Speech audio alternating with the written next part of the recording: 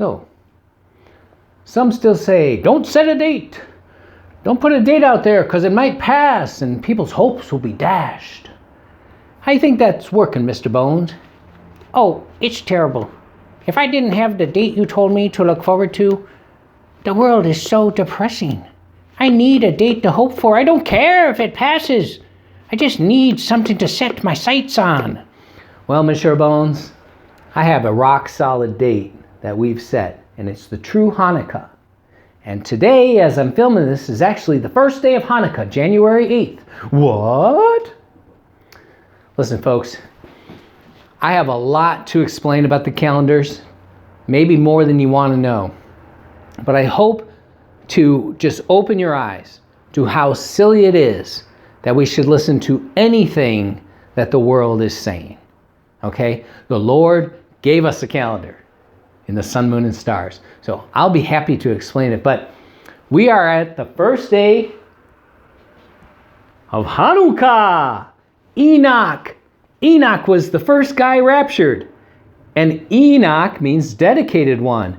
And Hanuk, his real name Hanuk, Chanukah is the dedication of the temple. Know ye not that ye are the temple of God?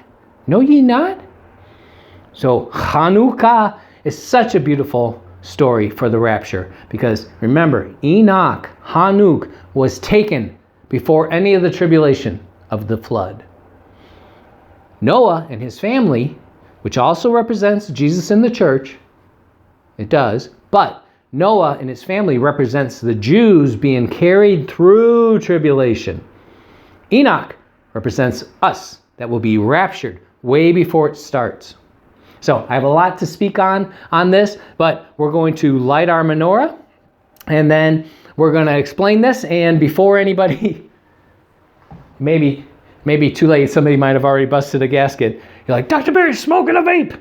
No, this is a personalized essential oil diffuser. It's so cool.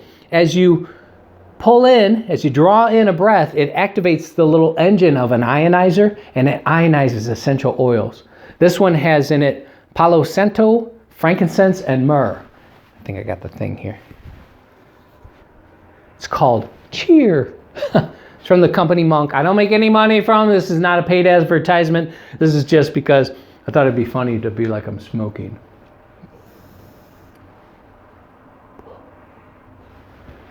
Oh, that's delightful. Blow some more at me. It actually does smell delightful, and it's just uplifting. It's like a diffused essential oil, right? A diffused essential oil. Okay, so enough about that. Come with me. We have a lot to be excited about. The date we're looking for is the 8th day of Hanukkah. So, you know, it's always straddling 2 days. We got the entire world to look at, but Hanukkah pretty much officially started last night and into today. So we'll say this is the first day of Hanukkah. And then it will end approximately the 15th, maybe into the 16th. And we got to look at, you know, what it'll be doing in Samoa. What it'll be doing in Samoa, of course. But anyways, we have a fantastic scenario and I think an exciting teaching, and we have a lot to be excited about this week. When I explain it, you will understand how they stole away the Hanukkah celebration, which celebrated Jesus Christ, the seed from the Holy Spirit being delivered into the Virgin Mary, and Jesus Christ in physical form being on this earth. God considers birth at conception. So the conception of Jesus Christ is the season of lights, and that's the Hanukkah celebration. And they moved everything around and then stole it and said it was Christmas and New Year's, when really it's Hanukkah. And as you'll see what the Julian calendar used to say, the 14th, which is the near the end of Hanukkah, would actually be the 1st of January. Everything is so screwed up, but I'm going to try to decipher it for you and show you some simple things you can look up. You can Google them yourself, okay? So what do you think about that, Mr. Bones?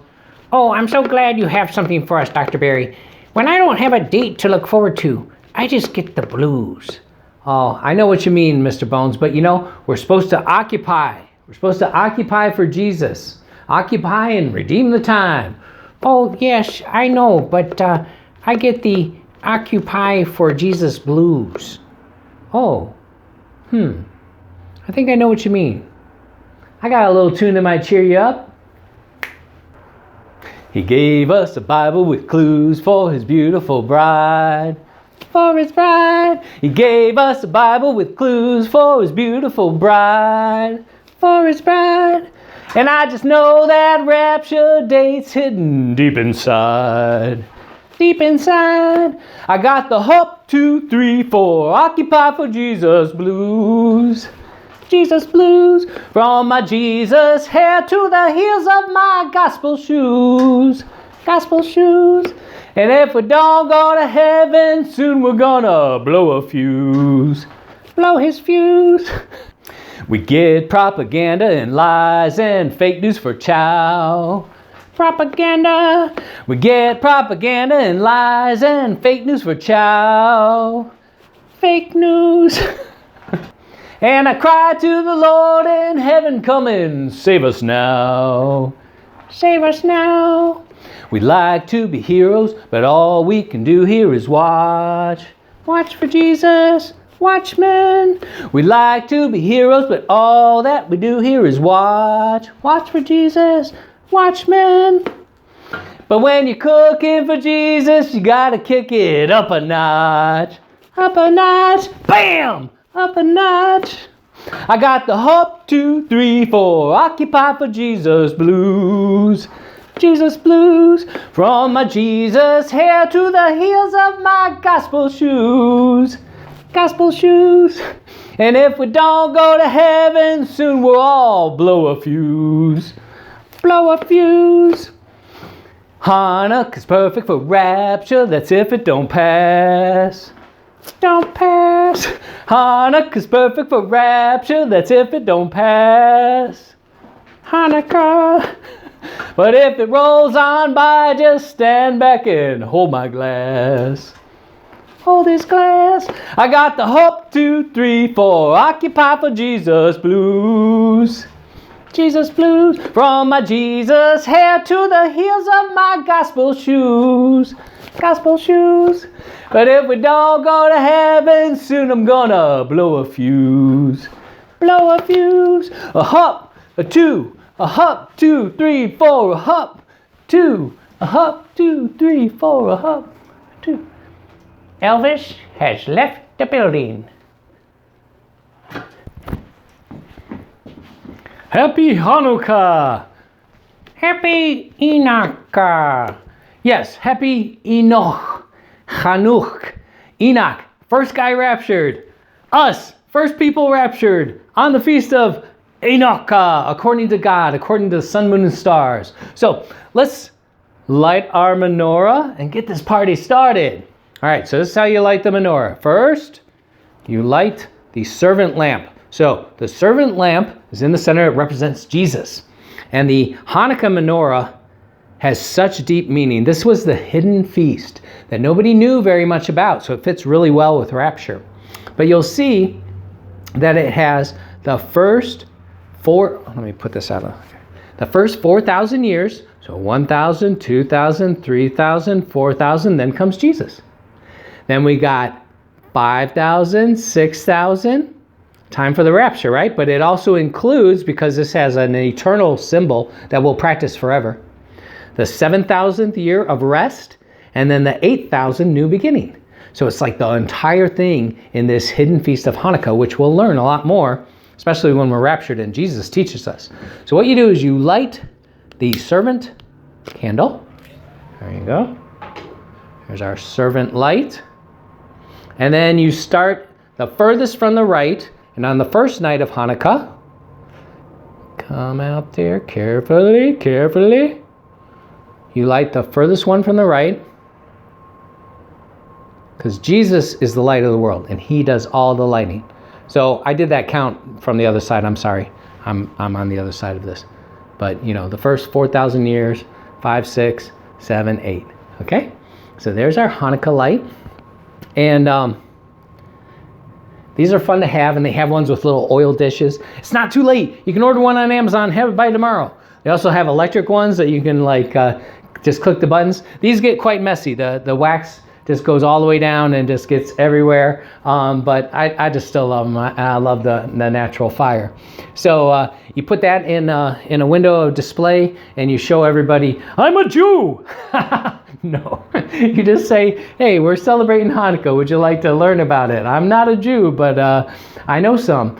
In fact, my neighbor across the street is Jewish, and she knows we're Gentiles. So when she sees me lighting this, I think she might come over and ask a question or two. I've been trying to reach her over the past year.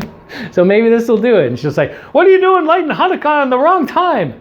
And then I'll have the time to show her my videos. Okay, so we're going to dive into the teaching, and I'm going to make sure I don't catch on fire, especially Mr. Bones' beard. Oh, please don't burn me again.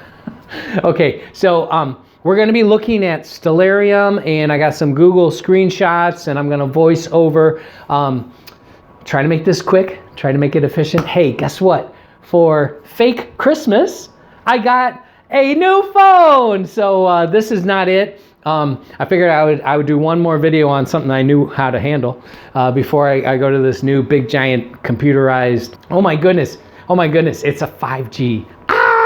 So, I can turn that off and on as I need to, but literally any phone you go to get right now, they're all 5G. So you can't even get a 4G anymore. It's like an antique already.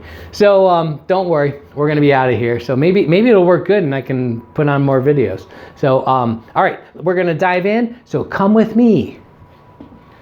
Hava. Hey, let's sing a song. Hava Nagila, you know that one? Hava Nagila. Let's get some help.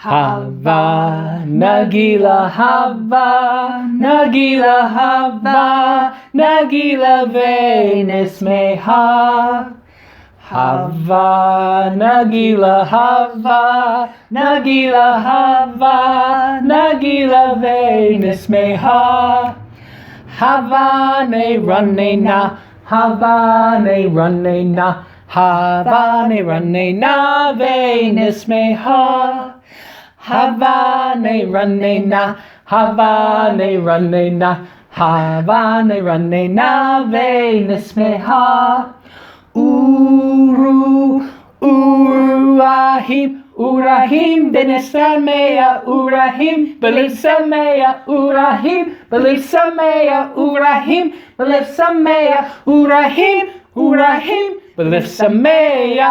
Hey! Hava Nagila, Hava Nagila, Hava Nagila Venismeha Hava Nagila, Hava Nagila, Hava Nagila Venismeha Havane Ranena, Havane Ranena, Havane Ranena Venismeha. Hey! Havane Ranena, Havane Ranena, Havane Ranena Venismeha Uru, Ahim, Urahim, Belisamea, Urahim, Belisamea, Urahim, Belisamea, Urahim, Belisamea, Urahim, Urahim, Belisamea. Hey! Hava, Nagila, Hava. I'm out of breath now. Woo! You look me 30. That should have been the end. Oy vey, that was definitely the end. Please stop, my eardrums. Hey, Mr. Bones, now that's a snazzy outfit, and I really like that touch. Well, it is the season of lights. Yes, it is. This is the second day of Hanukkah.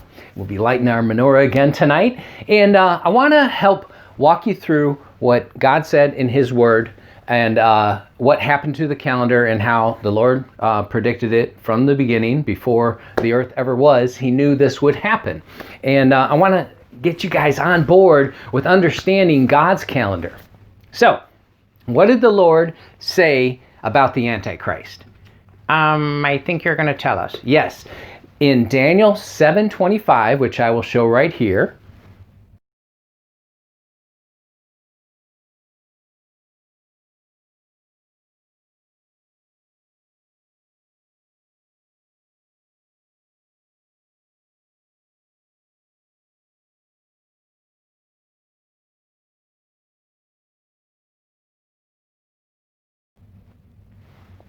So, yeah, he's wearing us out big time. But he's trying to change the times and laws. Now, who wrote the times and laws? Mr. Bones? Jesus? Yes, you are correct. In the beginning was the Word, and the Word was with God, and the Word was God. And he set the sun, moon, and stars for his calendar. Let's look at Genesis 1:14.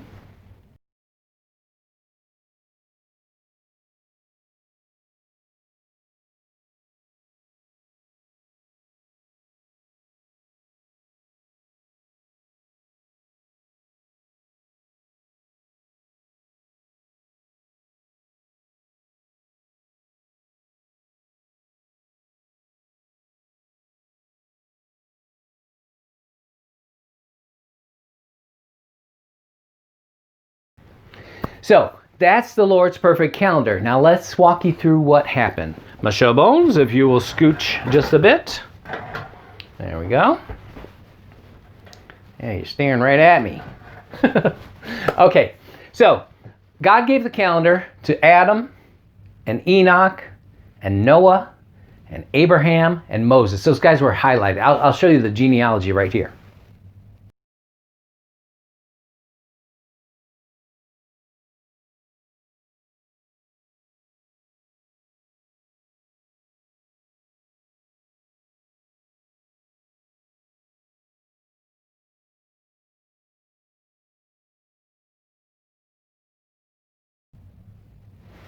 And notice how some of the important characters had very specific numbers, 1, 7, 10, 20, 26. Remember 26, the number of God. So they followed the calendar that God had put in the sky, the sun, moon, and stars. They didn't have a paper calendar. They didn't have a computer. They didn't have things, especially they're wandering through the wilderness. They had to be able to look at the sun, moon, and stars and tell what time it was, because it was really important that they followed the feast days, God's appointment with mankind, his dress rehearsals of his appointments. So that is what they followed. Sometime in the 1st century BC, that's the first 1,000 years before Christ, Rome made an adulteration of the calendar. And I wasn't able to find a lot on that, but some of you can probably find more information. But one peculiar thing was there was only 10 months that they marked as a calendar. And then during the winter, they just said, that doesn't count, because they were always concerned about marching for war, right? And what months they could battle. So at winter, they went home and they couldn't do anything. So they didn't even really count it. So they kind of kept a vague count. But the first month back then was March, because that's when you could march to war. Isn't that funny? So, and we'll see how that kind of bleeds into what happened to our calendar and how they starting our beginning of the year in March sometime when it should be April. I may be getting ahead of myself. But okay, so Rome, 1st century BC, it was changed from what God's patriarchs knew. Okay, so that's first change. So you should already know something's up. Now, Julius Caesar in 46 BC, that's 46 years before Christ came, he invented the Julian calendar. He also is the reason for the month July.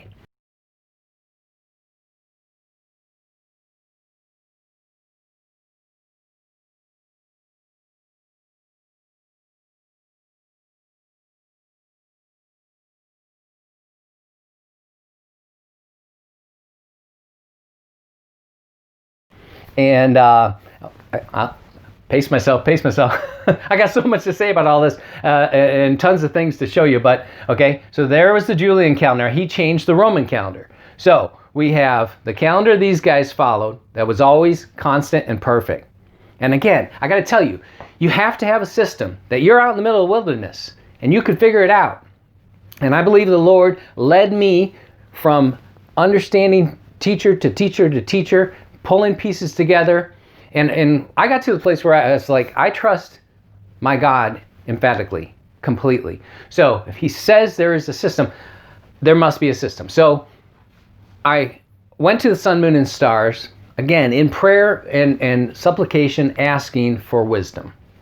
And from tips I had gotten from a few different teachers, I said, well, that makes perfect sense that that's how it would be, and this makes perfect sense. So I'm going to explain this, and we will see. There's only one way to know a predictable, repeatable, every single year that you're starting it right. And it has to do with the star Abib, which is now called Spica, and it has to do with Aries. Okay, so Julius Caesar changed it. Then Emperor Augustus changed it in 8 BC. So that's why we have August. And before it was called August, it was actually called Sextilia. I'll show you a little screen cap.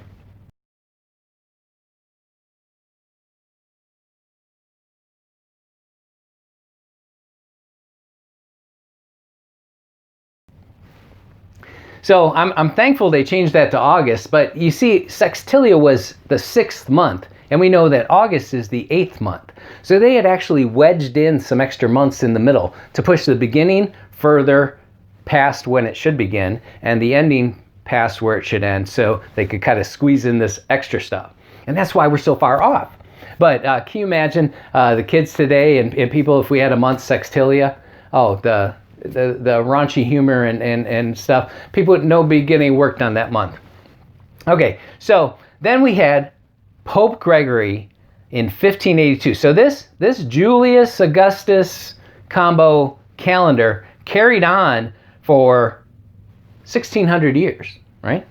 And then Pope Gregory comes along, Pope Gregory the 13th, in 1582 and makes the Gregorian calendar, and that's the one we follow today. The Gregorian calendar, like many of these calendars, only was concerned with the sun, had no concern of the moon. Okay? Now, if you go to like a program like Stellarium, let's see if I can do this real quick. Okay, so I'm going to have to redo this. But so a solar calendar, this is how it works. No matter what year you are, the sun is always in the same spot at that date. So January 10th of every year, the sun will be in Sagittarius at that spot. So that's the solar calendar. And they don't care what the month says. And that's not God's plan. God made it that the sun, moon, and stars all played a part in knowing the proper time. Okay? So what happens is when the sun is in the appropriate constellation, that's part 1 of making the proper calendar. Then we need a moon to complete its cycle of a month. A month is from the first sliver of a new moon all the way till the last sliver of the new moon. And then there's those 3 days of darkness. And then a new next month starts at that new sliver. So you have to have the sun and the moon in the appropriate constellation. So there's 3 components to making it the correct start of a next month. So the Jews are following this pretty close, but again, they have been corrupted by these calendars and allow themselves to start earlier than they should many times. And sometimes their feast days are completely off all throughout the entire year. Now, before you get too crazy about this, sometimes they're on. And I guarantee you, when Jesus was on the earth and fulfilling his appointed times of Passover, unleavened bread, and first fruits, that year the calendar was dead on with what he had in the sun, moon, and stars. So again, they are occasionally right on track because you're going by new moons and full moons. So, you can only be off like a month this way or a month that way. It's not like there could be years off. There's a revolution of the earth around the sun is still one revolution of the earth around the sun. So we are in the 2020th revolution of the earth around the sun, and we are now in the middle of winter or in the beginnings of winter. And new year should start when the sun and the new moon get into the proximity of Aries so that they will continue through Aries during the Passover. That's what's so critical. Not like that. That they'll pass through Aries during the Passover season. That's what's so critical. And the way we know that we're on the right month is when, again, I'll show this on Stellarium, but you'll have the horizon, okay? And you'll have the sun setting and the new sliver of the moon just visible, just about that far away from the sun. Then over here, we'll see Spica coming up, and Spica used to be known as Abib. All right, this is how you can know the first day of every single year. When you see the new moon at sunset in the constellation of Aries, and on the other side of the horizon, you see the star Spica, which used to be known as Abib. And it's, you see in her left hand, and she's holding a little bundle of wheat or barley, and it is Abib. Then you know this is the true first month according to God. When you see what they call first month and the new moon is too far before Aries, and Spica is not visible on the horizon at sunset, then you know this is one of the months that they are calling incorrectly. Okay, so the beginning of the year at the time of Adam started at the Feast of Trumpets. Okay, so Adam, Enoch, Noah, Abraham, they all started the year when the sun, moon, and star would be in the Virgin. Okay, which we now understand that time being the 7th month was the first month. So that was the Feast of Trumpets. And so when you read the Noah story, you got to understand when he says the first month, second month, 7th month, that everything is flipped by 6. So when the ark came to rest in the 7th month, that was actually what we now know as the first month. And it was actually on Resurrection Day, the first, or they said the 17th day of the 7th month. Flip it by 6 months, and that's now the 17th day of the first month, which is Resurrection Day. And the ark came to rest on the mountains of Ararat, and Ararat means reverse the curse. So the ark rested on reverse the curse. So it's Jesus fulfilling Passover, resurrection, and reversing the curse. So in Exodus 12, God instructs Moses, now at the time of Passover, this is when they were putting the blood on the lentil, they were getting ready to eat the lamb, and he said to Moses, now this is the first of the year for you from now on, and for the rest of the Bible. Okay, he told them that, let's pull it up real quick. There's Exodus 12, that little bit, and then for the rest of this entire Bible, it's never changed again, okay? First of the month is at the Passover, and the sun must testify of that lamb, okay? That is how he marked it out, and we have to have the star Abib. So, from that point on, that was the only change, and God made it himself and wrote it in his word.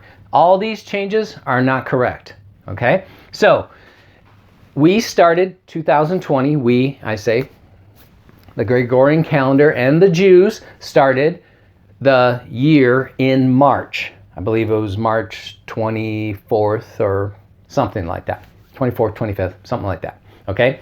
And that was way too early. Again, I'll show you on Stellarium.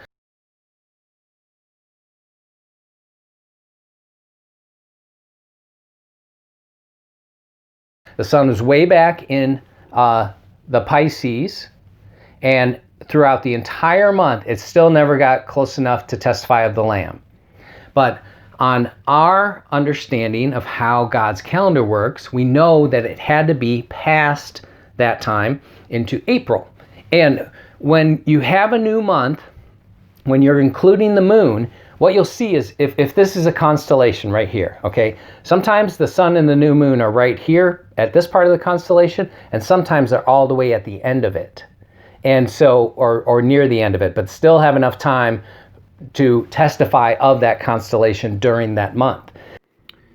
Okay, so here's an example of the past 20-something years. So in 2021, on April 13th, the sun will be in the tie between the fish. And the new moon, you see just a little bit away in Aries. 2020, it was right at the horn of Aries and the new moon at his feet. 19, it was pretty far back at the tie. What I have found is when the sun is all the way in this left behind fish, then it never gets there.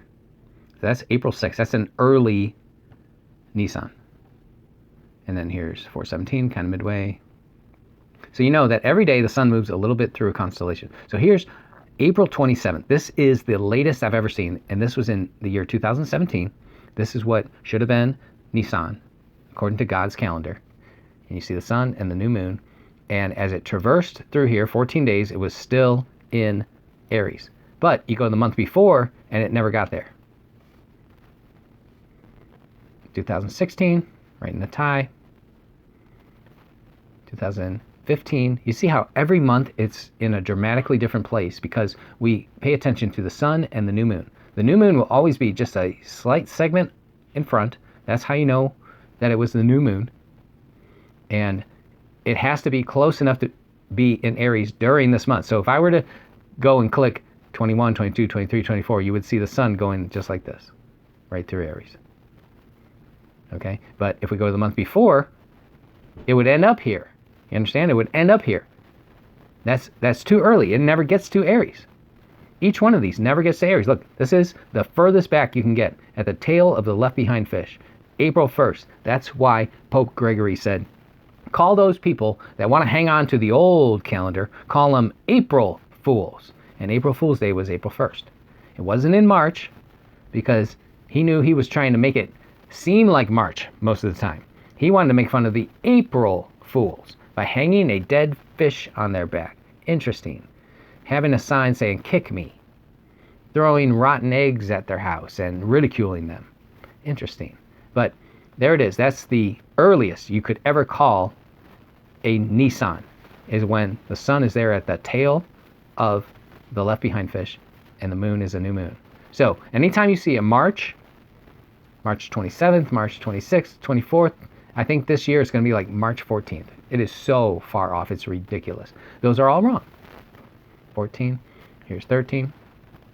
Again, when it's in the tie, and that tie is the name. So the name of Rebecca actually means tie. From the Hebrew name Rivka, means to join, to tie, to snare. This is the name of the wife of Isaac, the mother of Esau and Jacob. God never misses an opportunity for a teaching moment. Okay. 13, there's 12. See, that's very close to the Lamb. April 23rd. Many people would have called the month before in March as the first month. There's at the tie. There's at the second fish. There's at the Lamb. There's at the back of the fish. The second fish. Back of the fish. Middle. Right at the Lamb's horn. April 21st. Back of the fish. Middle. And so you see how every single year you have to adjust to keep up with God. You can't go by a solar calendar where you say every single time the sun is here, this is the day we call. You got to wait for the moon. That's God's style. Year 2000, back of the fish, and 1999. I think you've got the gist of it. So it's moving back and forth between this area. But when it goes too far back, that's the previous month. It has to have a chance for the sun to traverse through some of the constellation that it is testifying of. Okay.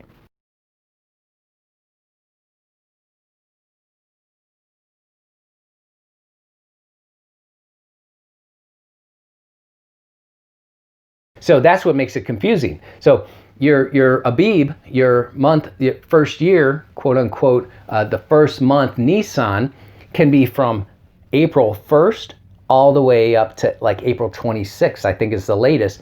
And that's what we had this year. It should have been April 26th. And so if you go 9 months from April 26th, you're into January. And that's where we are right now. And this is the 26th day of the 9th month, the second day of Hanukkah. So again, with these pictures, I hope that has become a little more clear. But that's why it's off. And if we go back to when Pope Gregory changed the calendar and decided, oh, well, we'll just move winter over here, the beginning here, and we'll add these 2 months and all this kind of crazy stuff, he invented April Fool's Day. Okay, and anybody, so when they changed the calendar, I mean, it was a big change, moving it back from, again, these guys had March as the first of the year. So then Gregory said, no, we're going to have January 1st as the beginning of the year. And we know we're going to face a lot of trouble. So we're going to kill people if we need to. And they did. They killed thousands of people. And they ridiculed others, and they pressured others and humiliated them. So they invented the April Fools, where you would hang a dead fish on somebody's back or a sign that said, "Kick me." You throw eggs at them, you would point and laugh at them, and you would call them one of those April Fools. Not a March Fool. It's that, those are some of those April Fools that believe that the year starts in April. And of course, for God, it was the first month. So God didn't make any of the names of January, February, March, April, as you'll see in these. Okay, we'll go quickly through these, but you can see they're named after false gods, or they'll be named after a number that is not representative of the number that they truly are in the calendar. So here's Juno, a fake god. September, the number for 7, and October, the number for 8, but we know them as 9 and 10. They tried to change the name of October, but people just said, no, we like calling the 10th month 8. November is for 9, and we know that as 11. And how did December get his name? Well, because it's the 10th month. See, makes sense, right? And then this, they've cleaned this up. The god of Janus is really disgusting. He's a bisexual, blood-sucking, baby-eating pervert. And February also used to be about orgies and stuff like that. That's where Valentine's Day came from. Mars, the god of war, because we can march now, because it's not so cold and we were wearing our skirts. So you see here, eventually January and February were added to give it 12 months. So don't worship false calendars. You can recognize them, just don't worship them.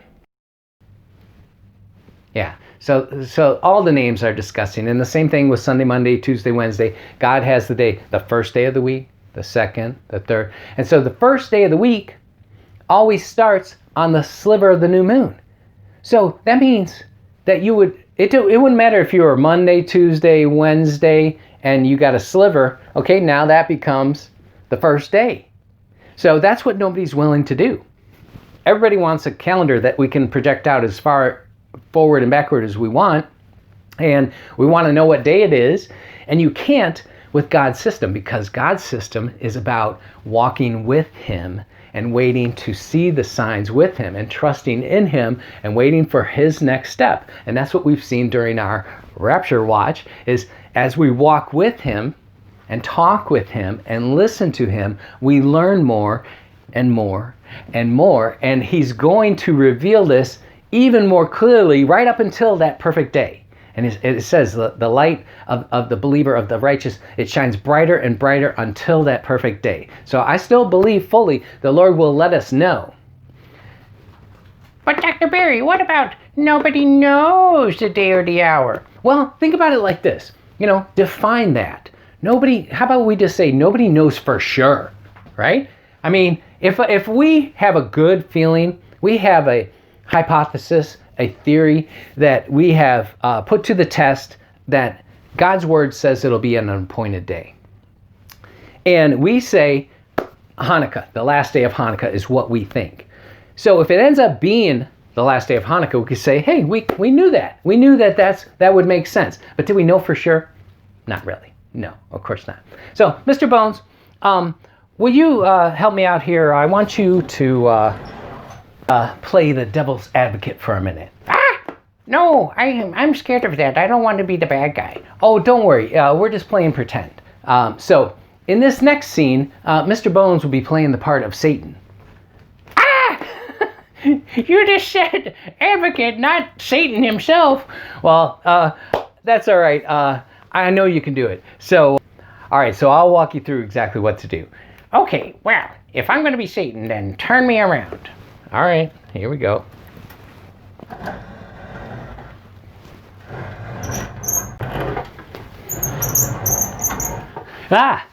Okay there. Well, I see you really threw yourself into the part.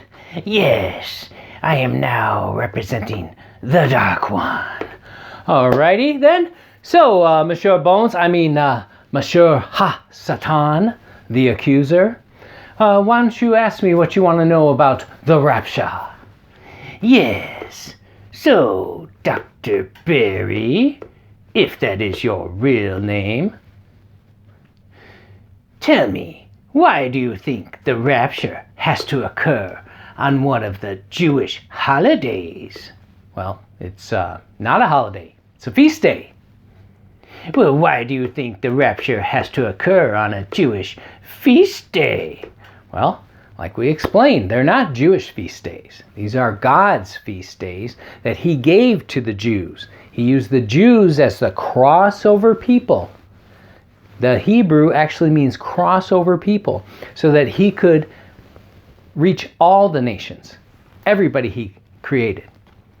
Oh, well, so why do you think the rapture will happen on God's feast days? Well, why don't you remind us all what feast day is? Huh? Yeah, you know. I know you know Hebrew. Okay, you mean that Moedim, right? Yeah. Well, what's the definition of a Moedim? Go ahead. God's appointments with mankind. Okay, so why don't you ask your question again using the definition? So, Dr. Berry, why do you think the rapture will happen on one of God's appointments with mankind?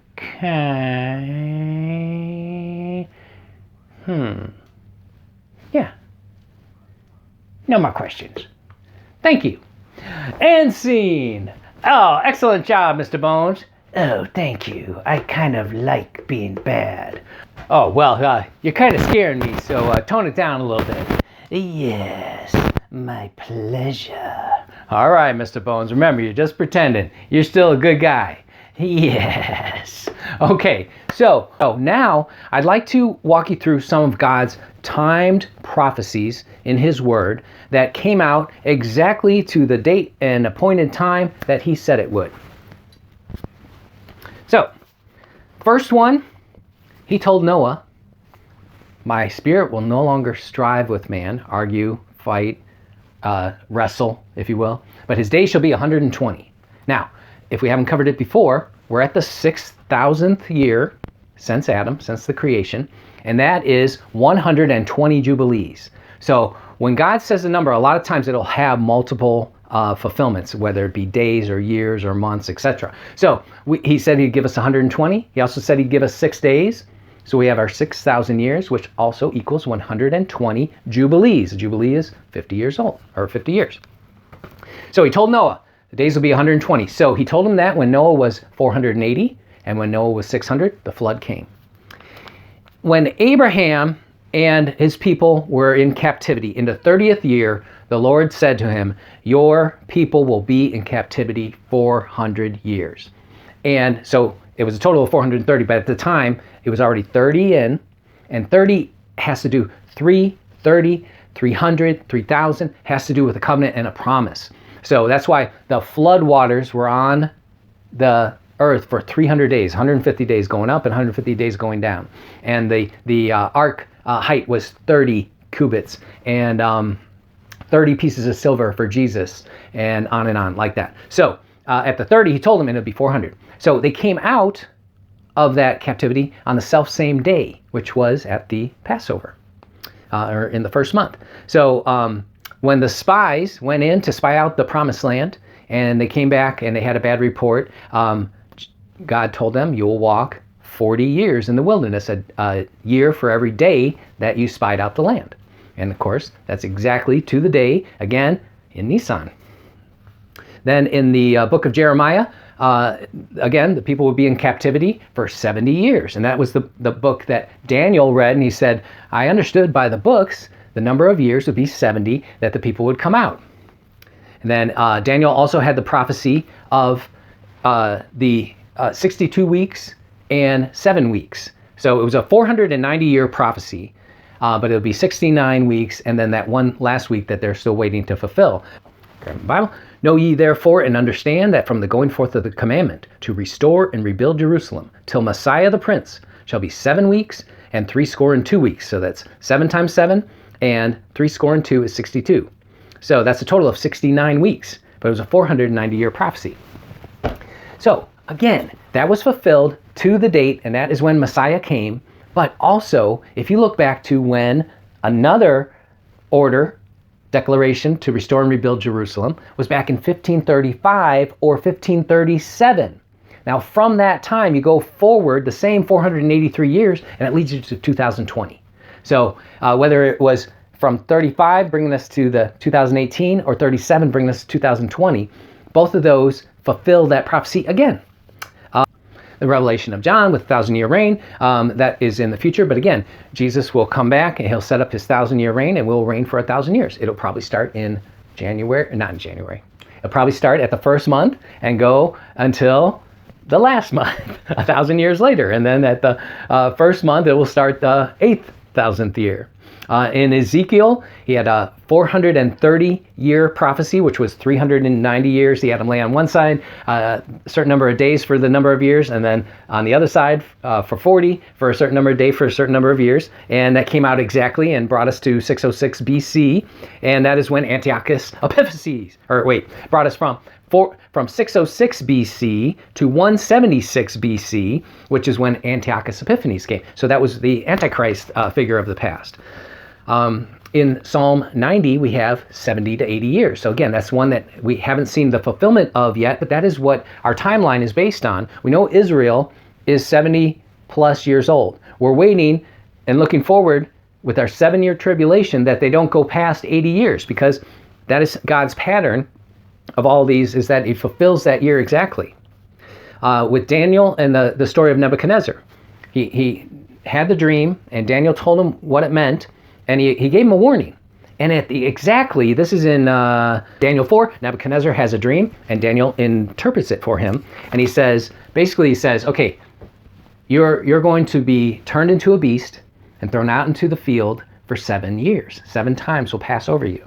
So when he told him that explanation, king heard it, probably got scared for a little while, and then put it in the back of his mind. Exactly 1 year later, if you look in Daniel 4, just read the whole chapter 4, but if you look down at chapter 4, verse 29, and at the end of 12 months, he walked in the palace of the kingdom of Babylon, and the king spake and said, is not this great Babylon that I have built? So he got this warning from Daniel. He said, this is because of your pride, this is going to happen.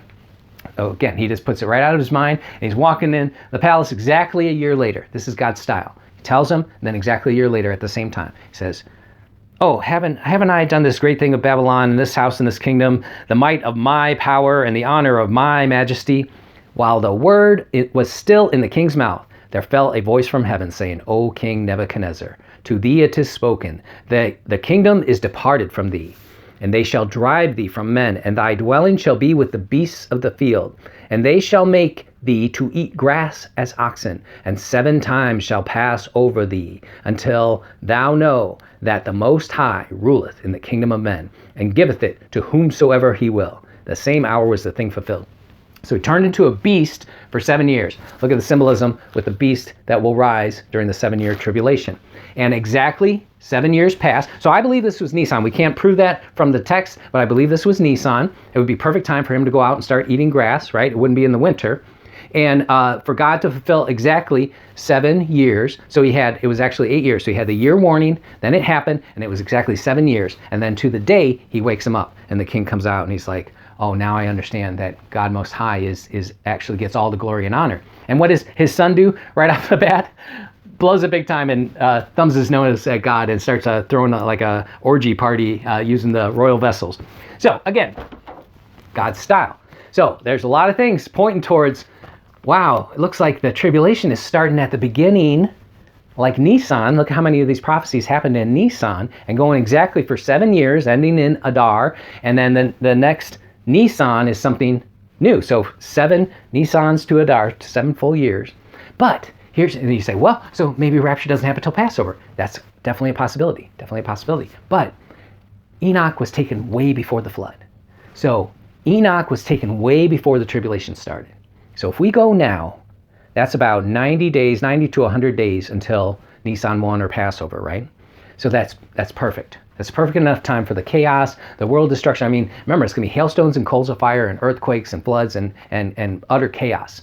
And people will just be devastated. It'll take a little time for an Antichrist figure to rise up and sign a covenant. How about in Nisan, a common time for covenants to be signed, and the tribulations start at Nisan and go for 7 full years, from the beginning of a year to the end. Again, God's instruction, he will give us 120 years. We understand from the prophecies in the Psalms that coincides with the 1900s to 2020 is 120 years. So if he says he's going to give us 120 years, maybe he gives the Jews that are going to enter into trouble, he gives them all the way up to the end of that 120 years, which would be Adar 30. And then the next day will be Nisan 1 at the new moon in Aries, with Spica on the horizon, the Abib on the horizon. So that all makes sense? But again, Enoch was gone way before, and Enoch's name is Chanukah. So Hanukkah got took sometime before the flood started. And, according to the Noah story, it was in the second month of Noah's life, and in the 17th day. So again, pointing towards the beginning of a new year, but Enoch was taken before, actually 669 years before, but typology, okay? Then in Daniel and the book of Revelation, we got the 1260, the 1290, the 1335. These are all future, the 42 months. But you see that 3.5 years, and the combination of them being 7 years, adding a month, because every 3 years you're going to have to add in some time to catch up. Genesis, Revelation, 2 Peter is the 6,000 year prophecy, and a day is like 1,000 years. That is kind of already we see fulfilled as we look from history of Adam, and when Jesus came on the 4th day, when he should come on the 4th day, because he's the door, and it's the 4,000th year. He's been away 2 days, and he'll rise us on the 3rd day, so he's had this full 2,000 years after. And then in the book of Daniel, the 2300-day prophecy, which was already fulfilled, and Antiochus Epiphanes fulfilled that one, and Judah Maccabee and those guys fulfilled that prophecy to the day. If you remember a few videos back, we went over that. And then that'll happen again. And 2300 days is about 6 years, 4 months and a half. So that will happen in the midst of the tribulation, 7 years. So the Lord gave us 120 jubilees, 120 years from 1900, and perhaps 120 days, the 4 months. Are there not yet 4 months before the harvest? So I think that's enough for this video. I hope I was able to clarify some things and maybe get you a little bit excited. Remember, there was a prophecy that it would come at a time you think not. So most of the world absolutely thinks not that this is Hanukkah. And I know for sure it is, by the sun, moon, and stars. And if you look at the sun, moon, and stars, it looks like a Hanukkah menorah, right? And then also it said that when the bridegroom delayed, that all the virgins, the 5 foolish and the 5 wise, fell asleep. And when you say again that most of even the watchmen have fallen asleep, that, oh, there's no Hanukkah, there's no time, we're not looking at anything here, guessing stuff about the president coming in and a rapture being associated with that. There's some value to that line of thinking because of the chaos, but it doesn't fit with God's pattern. So if this were not Hanukkah, we would not be looking at this month. And after Hanukkah passes, you say, well, what about Purim? Purim is purely a Hebrew rescue, an Israel rescue of the Jews. So that will be fulfilled again for the Jews at their time. And again, in the sun, moon, and stars, you'll see the sun is in the backwards fish of Pisces, the left behind fish, not the one going towards God in the center, the rapture fish, but it's in the left behind fish, and then the moon's over in Virgo. So, it's like purely saying Jewish, nothing Gentile about that. Okay, so with that, I say we have eyes wide open, we light our menorah, we spin the dreidel, and read the book. All right, Mr. Bones, let's leave these guys with something wonderful and encouraging. Okay, Psalm 91. He that dwelleth in the secret place of the Most High, this is the secret place. He is the Word. He gave us His Word. This is the secret place. In these words and promises and commandments and laws, this is His secret place. And he that dwelleth in this secret place of the Most High shall abide under the shadow of the Almighty. That is a commandment of the universe. So by you abiding in this, getting your nose in that book and reading and listening to Him talk to you every day and night and meditating on his word, then you have the promise that his shadow shall be over you, his protection. He that dwelleth in the secret place of the Most High shall abide under the shadow of the Almighty. I will say of the Lord, he is my refuge and my fortress.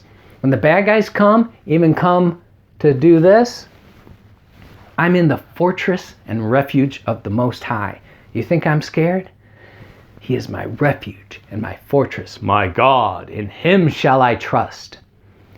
By putting my trust in him, I receive more than if I don't have my trust in him, if I have my doubt in him. If I read this occasionally, think some of it makes some sense, but a lot of it I just put down as old stories. Total different relationship, total different receiving from the Lord. When you trust in him, you have his promise, because that is how he wrote this law. This is a law book. Okay? So he says, my God, in him shall I trust. Surely, of a surety. When God says surely, that's absolute law. It's a certainty. Surely he shall deliver thee from the snare of the fowler and from the noisome pestilence. The fowler is a bird catcher, right? So we're the little bird trying to fly away, and there's a net over us, an internet, that's all over the world now with this 5G and the tracking devices and the metal they've been raining down in the clouds, the chemtrails. And so we have so much metal in us that the next step after 5G is 6G, which will use us as individual antennas. And when you get inoculated, you get more metals and other computer components put in you and different DNA things. And then the final step will be, in the middle of the tribulation, will be the mark, which will be that chip, and it will interact with everything else that's been done.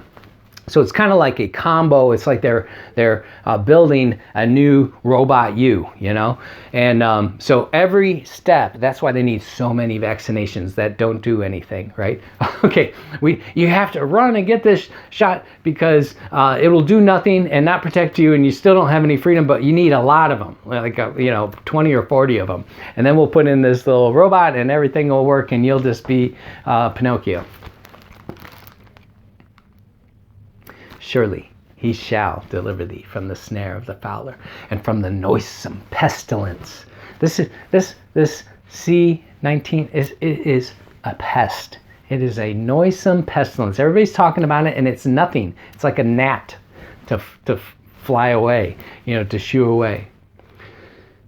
He shall deliver thee from the noisome pestilence. He shall cover thee with his feathers, and under his wings shalt thou trust. His truth, his promises shall be thy shield and buckler. If you take up this sword and use it, and take this shield and use it. His truth shall be thy shield and buckler. Thou shalt not be afraid for the terror by night, nor the arrow that flieth by day, nor the pestilence that walketh in darkness, nor the destruction that wasteth at noonday. And 1,000 shall fall at thy side, and 10,000 at thy right hand. What? Not me. No, not you, Mr. Bones. But at thy right hand carries the meaning of in right standing. That means saved people, made righteous by their trust in Jesus Christ. But how can a Christian fall? There's a difference. In all the disciples, there was the disciple whom Jesus loved. There was the disciple that boasted of his glory and what he would do. And then he got shown how quickly he would turn. And there was the disciple that doubted, that didn't believe. And there was the disciple that betrayed. So all those knew Jesus. And that's what we're looking at right now in the world, is there's so much more in here, in his word and promise, that you can receive by faith. Faith is the currency of heaven. So by your trust and your belief, and trust me, he's observing your countenance. You can put on a strong face at church or even on YouTube, but he's seeing you also throughout all of your life. There are actually angels that have eyes everywhere, and there are angels that are recording life throughout the world. And when we are even talking about Jesus to somebody else, it's being recorded, a book of remembrance for those that talked about him. So you say, how could Christians fall and some Christians have protection? It's the difference of how much they trust and believe in their word, and that faith causes a supernatural response. He endued us with a certain amount of power, and we can cause the universe to obey that power because of his word. It's his power, but we can utilize it. So I stand strong in those promises. And Psalm 91 it's a way to protect your entire family. It's a way to pull yourself out of this world while being in this world, almost surrounded by, I don't want to say a bubble, but, surrounded by shields and bucklers and feathers and his own wings and guardian angels. Because, well, listen to the rest of it. So 1,000 will fall at your side, and 10,000 even in right standing, but it shall not come nigh thee. Only with thine eyes shalt thou behold and see the reward of the wicked. Now, how could we, Christians in right standing, be protected from all evil and behold and see it only with our eyes? It's talking about the rapture. Listen further.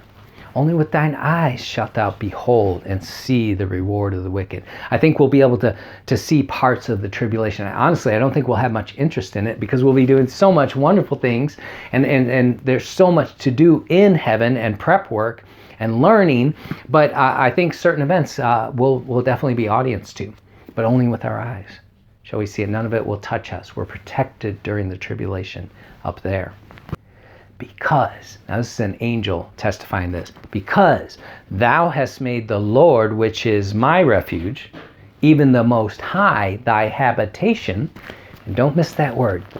You have made him thy habit, thy habitation. It's a habit, every day and night. Because thou hast made the Lord, which is my refuge, the angel speaking, thy habitation, there shall no evil befall thee. Because, there's a because. So how can evil befall a Christian?